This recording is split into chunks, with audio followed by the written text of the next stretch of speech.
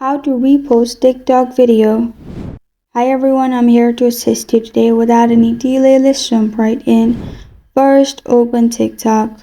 You'll find this kind of screen pop up. Simply select the video you want to repost, and on your video at the right side you will find arrow, which is the share option. Simply click on arrow, and then you'll find repost option, which is beside copy link. Click on repost and then press on OK.